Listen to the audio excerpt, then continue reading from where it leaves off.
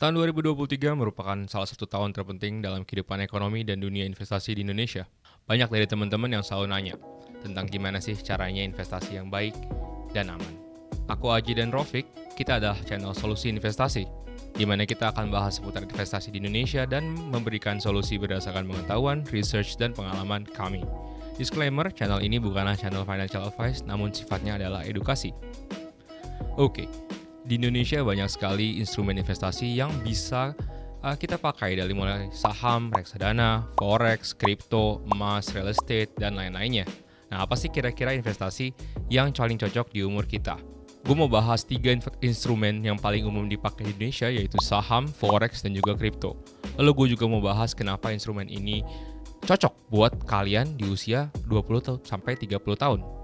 Sebelum gue masuk ke topik ini, gue mau pergi ke drawing board. Oke, ada 5 faktor penting yang gue mau kita semua ngerti. Dan nanti kita akan bahas secara detail satu persatu. Yang pertama di sini ada objektif. Yang kedua ada analisa pasar.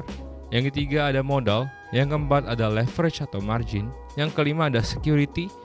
Oke, kita masuk ke topik nomor 1 yaitu objektif atau tujuan.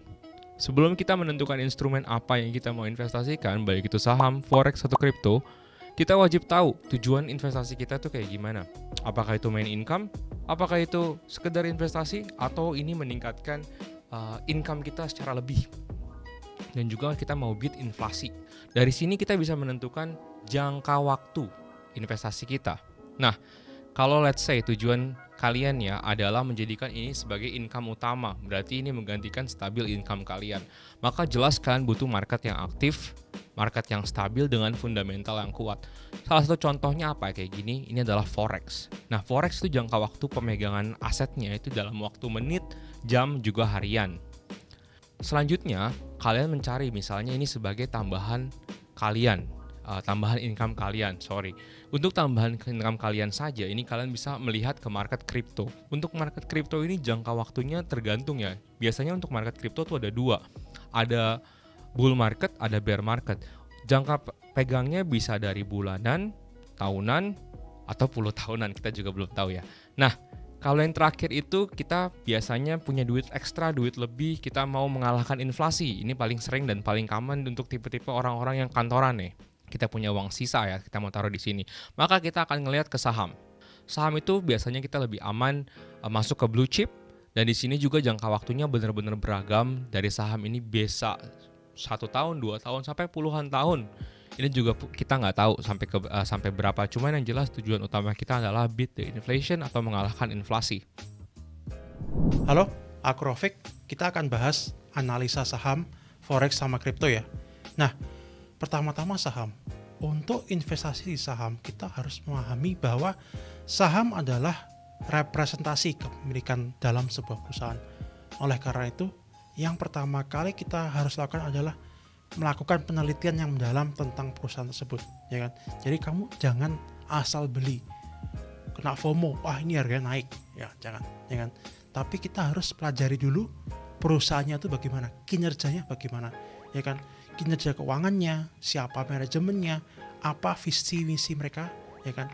Kamu harus pelajari laporan keuangan dan analisis rasio-rasio keuangan. Ada PER, PBV, dividend yield, banyak macam-macam yang bisa kamu pelajari. Nah, mengerti industri perusahaan tersebut juga sangat penting, ya kan? Ada industri perbankan, ya kan, industri mining, atau mungkin ada mobil, kendaraan. Setiap industri yang berbeda itu dinamikanya beda, ya kan? Dan dia akan mempengaruhi kinerja saham. Nah, yang kedua, kripto. Kebetulan aku ada sedikit pengalaman di dunia kripto ya. Nah, sebenarnya kripto ini ada banyak sekali di pasaran. Dulu mungkin tahun 2022-2021 itu ada ribuan kripto yang beredar di pasar. Nah, kita juga sangat penting untuk memahami apa itu teknologi di balik kripto itu sendiri, blockchain, ya kan? Bagaimana sebuah kripto beroperasi dan apa potensi serta resikonya. Kalau kita mau mau lebih detail ya tentang kripto, itu ada white paper namanya, ya kan? Itu semacam background informasi lah sebuah project, ya kan? Nah, itu bisa kalian baca kalau kalian ingin benar-benar memahami. Nah, sebenarnya tanyakan pada diri kamu sendiri, apakah masalah yang ingin dipecahkan oleh kripto ini, ya kan? Siapa tim di baliknya? Bagaimana komunitasnya, ya kan? Itu mungkin sedikit bagian dari hal-hal yang perlu kamu ketahui sebelum investasi di kripto, ya kan? Nah, yang ketiga adalah forex. Kalau investasi forex itu pasar yang sangat liquid ya, dan dia beroperasi 24 jam, ya kan? Sebelum terjun, kamu harus memahami dasar-dasar analisa teknikal dan fundamental, ya kan? Kita harus perhatikan berita ekonomi global, kebijakan bank sentral, serta kondisi politik yang bisa mempengaruhi nilai tukar mata uang, ya kan? Memilih broker yang tepat juga krusial di dunia forex. Nah, terutama masalah ekonomi global ya, seperti kemarin ada perang, itu bisa pengaruh pada harga USD atau mungkin CPY, ya kan? Itu semua harus kamu pelajari. Nah, selanjutnya gue mau lanjut ke modal. Banyak orang selalu bingung, buat modal, investasi kalian butuh berapa? Nah, di sini yang perlu kalian lihat itu jangan fokus ke seberapa banyak, tapi fokus ke mulailah segera. Karena sebenarnya kalau kalian mau mulai investasi, itu 50.000 aja udah cukup. Aplikasi saham, aplikasi kripto itu kalian udah bisa mulai dengan 50.000 aja. Nah, pertanyaannya kita balik lagi ke tujuan di awal kita tadi. Maunya seperti apa? Tujuannya maunya apa? Dari situ kita bisa draw atau menarik kesimpulan berapa modal yang kita butuhkan. Yang pasti di sini yang paling nggak boleh, ini kita nggak bisa pinjol ya. Jadi harus pakai duit yang dingin di sini. Selanjutnya gue mau bahas ini leverage atau margin. Balik ke pinjol tadi, ini kalian bukan pinjol tapi ini kalian seperti pinjam. Jadi secara teori ini kalian pinjam ke exchange ya, atau pinjam ke sebuah pool atau bursa. Banyak ditemui di forex ataupun di kripto untuk fitur leverage ataupun fitur margin ini. Nah, ini sebenarnya menurut gua pribadi ya, ini adalah tools yang benar-benar memudahkan traders untuk mencapai tujuannya dengan modal yang tidak perlu terlalu besar. Tapi perlu diingat, kalau misalnya rewards-nya besar, itu resikonya juga equally besar. Oke. Nah, sebelum gua mau balik ke penjelasan, ini kita masuk dulu ke drawing board di belakang gua ini. Oke. Sebagai contoh sekarang, si A punya modal 10 juta rupiah. Lalu dia beli Bitcoin di harga 100 juta.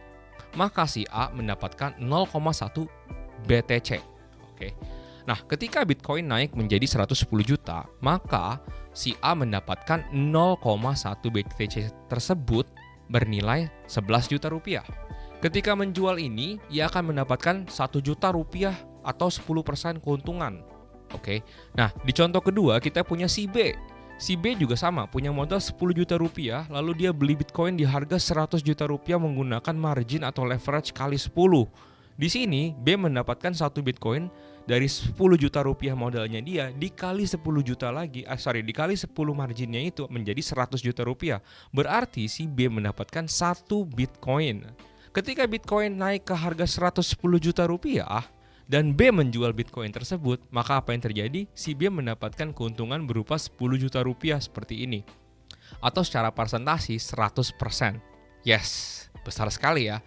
Nah, tentu di sini gue mau tekanin kalau misalnya rewardnya itu memang besar, tapi resikonya pun besar 10 kali lipat yang sama. Bagian terakhir adalah peraturan, ya kan, dalam investasi. Pertama-tama di saham ya, kalau kamu tahu pasti ya, di Indonesia, Bursa Efek Indonesia dan OJK, Otoritas Jasa Keuangan, itu yang mengatur perdagangan saham di Indonesia. Nah, jika kamu membuat rekening ya di perusahaan sekuritas dan memastikan semua paham ya untuk biaya-biaya yang dikenakan, dan kamu juga harus mematuhi peraturan perdagangan seperti short selling atau pembatasan perdagangan bagi pemegang saham tertentu. Nah, yang kedua masalah kripto nih. Kripto ini adalah aset digital ya, yang dia masih relatif baru. Jadi regulasinya di setiap negara tuh berbeda-beda, ya kan? Di Indonesia dan Malaysia aja berbeda, apalagi Indonesia dan Amerika, ya kan? Pastikan jika kamu ingin membeli kripto, itu kamu paham, ya kan? Ya, di Indonesia seperti apa aturannya?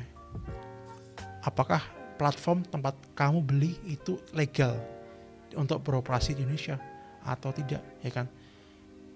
Kebanyakan crypto exchange asing itu tidak memiliki izin di Indonesia, tapi banyak yang trading di sana. Nah, itu kamu harus pilih sendiri apakah kamu akan melakukan trading di sana atau ikut trading di Indonesia, platform-platform yang sudah legal di Indonesia, ya kan. Terus yang ketiga adalah forex. Nah, forex ini juga lumayan rumit ya, seperti kripto. Dia diatur oleh lembaga pengawas keuangan di negara masing-masing, jadi tidak ada tersentral.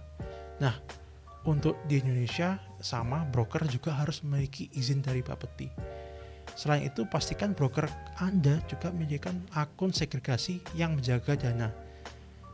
Kamu terpisah dari dana operasional broker. Jadi singkat aja, untuk masalah peraturan ya, dari 3 saham, kripto, dan forex. Nah, yang terakhir, investasi adalah langkah ya yang besar bagi kita semua, ya kan. Kita pasti semua ingin menjadi kaya, ya kan. Antara itu kita mau jual beli saham, kripto, atau forex, semua memiliki resiko, ya kan. Tapi yang paling penting adalah kita selalu edukasi dan melakukan penelitian. Dan jangan sekali-kali kamu beli saham atau kripto atau forex hanya karena FOMO. Seperti kita ketahui, investasi adalah langkah besar ya dalam perjalanan keuangan seorang. Semua orang pasti ingin kaya, ya kan. Semua orang pengen kaya mungkin lebih cepat lagi, ya kan. Maka dia beli saham, kripto, atau forex. Nah, tapi ingat, semua itu ada peluang dan resiko. Semakin besar peluangmu untuk kaya, semakin besar juga resikomu untuk gagal. Nah, tapi yang paling penting dari semua itu adalah kita harus selalu mengedukasi diri kita sendiri, ya kan. Selalu teliti sebelum membeli, kan. Kita harus memiliki pemahaman yang mendalam sebelum membuat keputusan.